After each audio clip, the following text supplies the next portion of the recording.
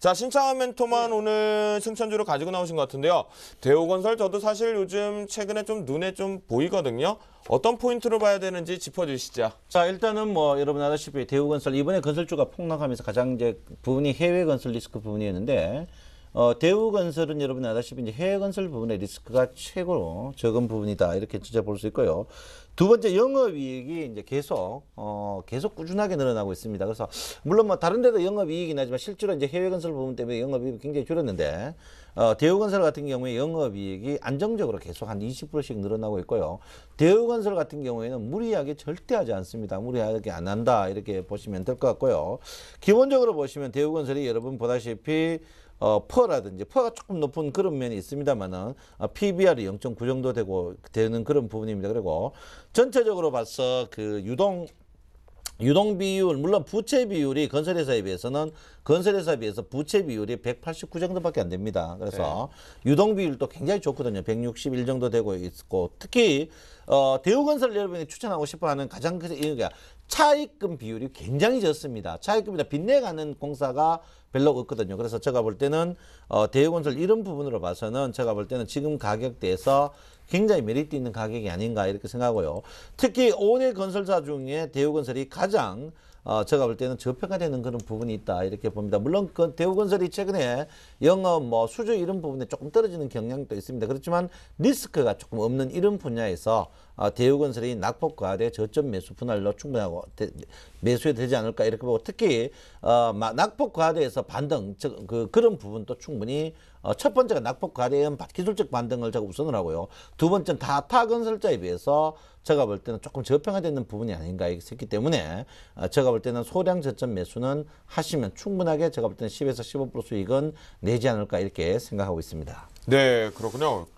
근데요, 신창환 멘토 앞에서 건설주 쳐다보지 말자 했는데 오늘 대우건설 가지고 나오셨거든요. 그 관점은 앞에서 말씀하신 건설주 쳐다보지 말자는 국내 건설 경기의 억지성의 뉴스 플레이에서 부정적인 거고, 그렇죠. 지금 대우건설을 잡으신 건 제가 딱 듣고 보니까 해외 건설 쪽의 수준 모멘텀과 안정적인 매출 드라이브. 이제 제가 아까 건설주 쳐다보지 마라 하는 오늘 강했던 건설주거든요. 그런 상한가 건설주 도떼기전. 그러니까 그렇죠. 그런 건설 이야기하는 거고. 제가 볼 때 대림사는 삼성물산 현대건설, 대우건설, GS건설, 현대산 이런 건설주들은 실적에 봐서 퍼라든지 낙폭 과대에서 저평가되면은 이런 건설주들은 대외 리스크가 적은 그런 회사도 적극적으로 매수해도 된다 이런 관점입니다. 그렇죠. 그러니까 그걸 우리가 좀 정확히 짚고 넘어가야 될 것 같아서 말씀 좀 드렸고요. 저희 지금 바로 연락이 좀 왔습니다. 4628님께서 제가 8,000원에 10% 정도를 보유하고 있는데요. 얼마나 갈까요? 신창환 멘토님 콕콕 집어주세요 라고 했거든요. 그러면 4628님 지금부터 채널 고정하시면서요. 신창환 멘토 매매 포인트 좀 짚어주시죠. 차트를 통해서. 우리가 이제 주식을 이제 반등 국면일 때 이제 가장 첫 번째 기술적 분석 부분이고, 그다음에 이제 내재 가치 분석. 내재 가치는 방금 이야기했고요. 기술적 분석은 여러분 보다시피 이제 큰 낙폭과 작은 낙폭 두 개를 보면 됩니다. 큰 낙폭과 작은 낙폭을 보시면 되는데요. 제가 볼 때 큰 낙폭 일단 선생님께서 사신 가격이 작은 낙폭의 반등의 38% 가격에 있거든요.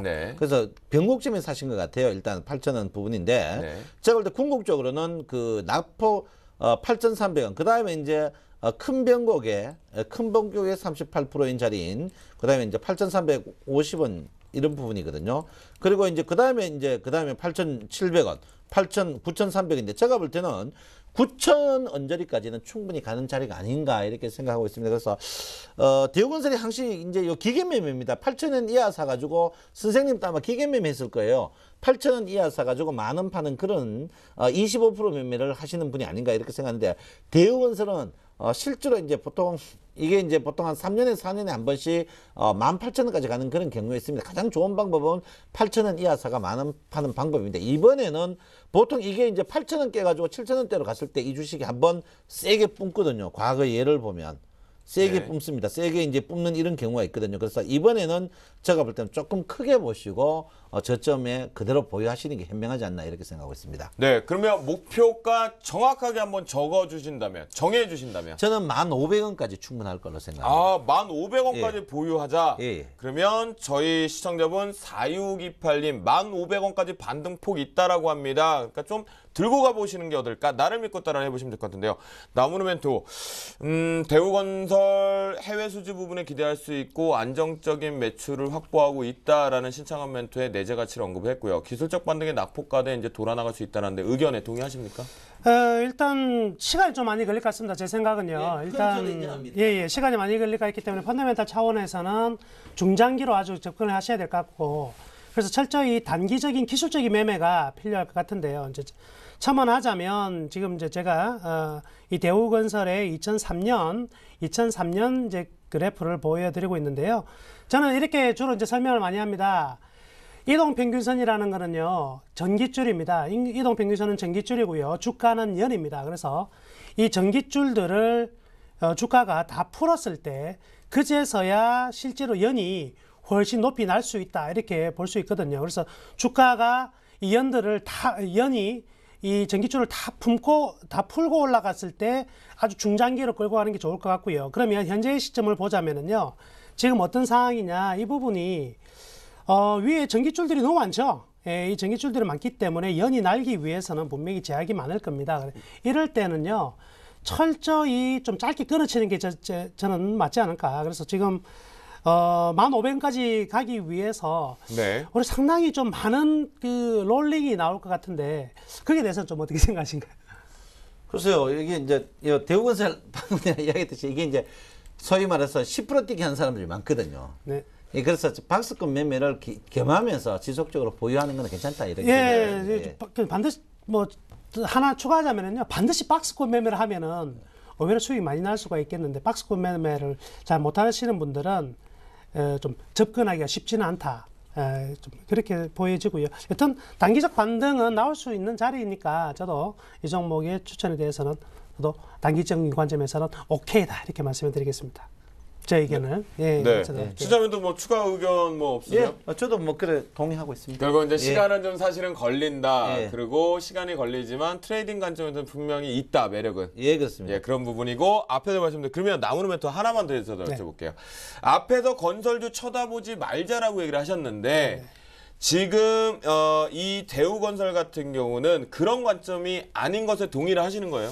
좀 뭐 남강토건 이런 거 있잖아요. 네네. 그런 종목들 사가지고 이 손해 보는 경우는 굉장히 많아도 이 지금 이런 건설주들이 장기적으로는 아직까지는 불확실성이 남아 있지만 현재 그 펀더멘탈 차원에서는 저평가인 것은 확실합니다. 그래서 단기적인 관점으로 트레이딩 관점으로 접근하는 것은 사실은 크게 문제는 없을 것 같습니다. 네, 그래요. 알겠습니다. 여러분들 들으셨죠? 쓸데없이 시장의 뉴스에 의해서 단기적인 M&A 또는 뭐 여러 가지 부분 때문에 올라가는 다른 종목들을 건설주는 쳐다보지 말자. 하지만 이렇게 해외적인 부분에 나와 있는 부분에 대해서는 긍정적인 건설주는 체크해보자라는, 즉 네임밸류가 있는 건설주 보자라는 의견인 것 같습니다. 그러면 우리 신창환 멘토의 내일의 승천주 다시 한번 화면을 통해서 정리해 보도록 하겠습니다. 내일의 승천주 신창환 멘토가 대우건설을 가지고 나오셨는데요. 내일 매수가 시초가의 공략을 플러스 마이너스 3% 룰에 적용해서 들어가겠고요. 목표가 단기적으로 9,000원을 얘기해 주셨지만 중의적 관점이 1,500원을 제시해 주셨고 손절가 역시 손절매란 없다라고 하면서 의견 제시해 주지 않으셨습니다. 그러면 최종 포트폴리오 점검합니다. 나무르멘토의 포트폴리오 아까 리뷰 포인트에 보시면 5종목이 꽉 차 있는 상태에서 5종목 모두 다 보유 의견을 주셨다는 거 체크해 보실 수가 있겠고요. 신창환 멘토의 포트폴리오에서 5종목이 다시 한번 채워집니다. 내일 대우건설이 시초가의 플러스 마이너스 3% 룰에 적용하여 신규 편입 시도합니다.